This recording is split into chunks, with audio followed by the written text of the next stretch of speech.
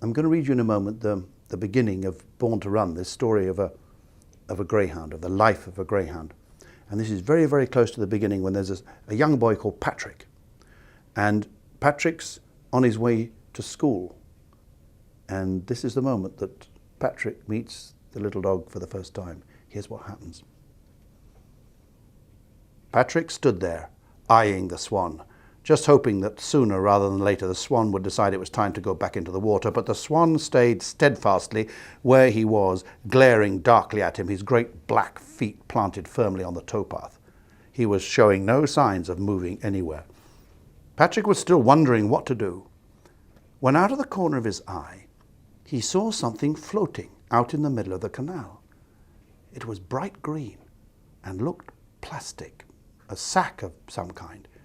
He probably wouldn't have paid it any more attention. A sack's not that interesting after all, if he hadn't heard the squeaking. It sounded as if it was coming from the sack itself, and that didn't make any sense. Patrick thought at first it might have been the piping of ducklings or moorhen chicks. He'd heard them often enough on the canal. But then he remembered that there weren't any chicks around, not anymore, because it was autumn. The whole place was carpeted with yellow leaves, gold leaves, red leaves. They were all around his feet. Spring and summer were over. No, it really had to be the sack itself that was squeaking.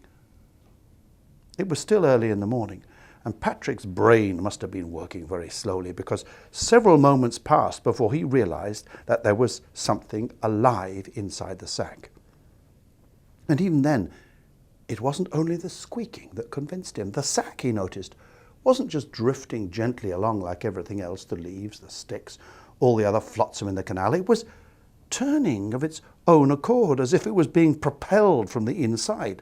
There was definitely something inside it, and whatever it was seemed to be struggling against the side of the plastic sack, kicking at it, trying to escape from it, and squeaking and squealing in terror. He had no idea what it might be, only that it was alive and in danger of drowning.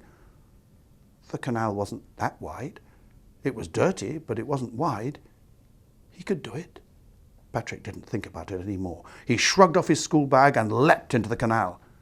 He knew he was a good enough swimmer, so he wasn't worried about drowning, and only about getting cold and wet. He didn't want the canal water in his mouth either, so he kept it tight shut. Just a few quick strokes out into the canal, and he grabbed the sack, turned, and was swimming back again. Suddenly the bank seemed a long way away, but he got there. Climbing out was the most difficult part, because his clothes were heavy and clinging, and the sack was slippery in his hands, difficult to hold on to. He felt suddenly very weak, felt the cold of the water chilling him to the bone. But with one huge effort, he heaved himself up, enough to hook one leg up onto the bank, and then he was out. Standing there, dripping from everywhere, he untied the sack and opened it.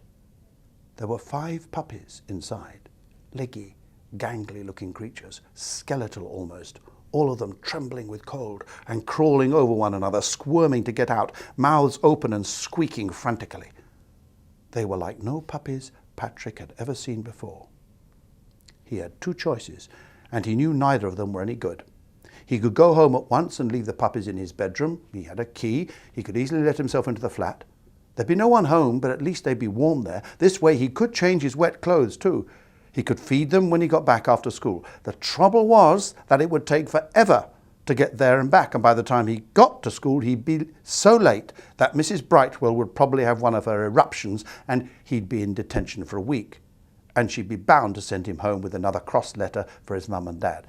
She certainly wouldn't believe his excuse. "Please, Mrs. Brightwell, sorry I'm late, but I had to jump into the canal on the way to school to rescue some puppies." If he didn't have the puppies with him, and he'd already changed into dry clothes, she'd be bound to think he was making the whole thing up. She hated excuses anyway, especially incredible ones. She'd go ballistic.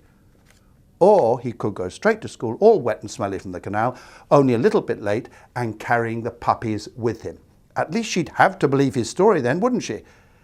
But then he thought of what Jimmy Rington would say when he walked into the school all dripping and sodden, how everyone would laugh at him. They'd never let him forget it, that was for sure.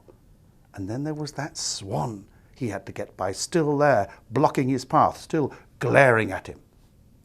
In the end, it was Mr. Boots, the lollipop man, who made up Patrick's mind for him. Patrick was standing there, numb with cold, still wondering what he should do, when he saw Mr. Boots come hurrying along the towpath, lollipop stick in his hand, his white coat flying. Patrick had never much liked Mr. Boots. He wasn't called Bossy Boots for nothing. He was a bit full of himself, a bit puffed up and pompous. And there was something about him Patrick had never quite trusted. He was a bit of a phony, Patrick thought. But all the same, he was glad to see him now. Mr. Boots arrived breathless. For a while he could only speak in gasps. "You jumped in," he spluttered. "Whatever do you want to go and do that for?" By way of an answer, Patrick showed him what he had in his sack. Mr. Boots bent over to look. Then he was spluttering all over again. Blow me down! Puppies? Greyhound puppies they are, little beauties they are." He looked up at Patrick. "You could have drowned yourself doing that. Look at you. You're soaked to the skin. You'll catch your death standing there. Best get you into school and fast.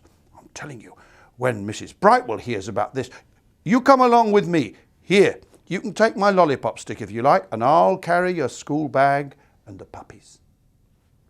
Well, I'm stopping there, but you can go on with the book. I really hope you enjoy it. All the best.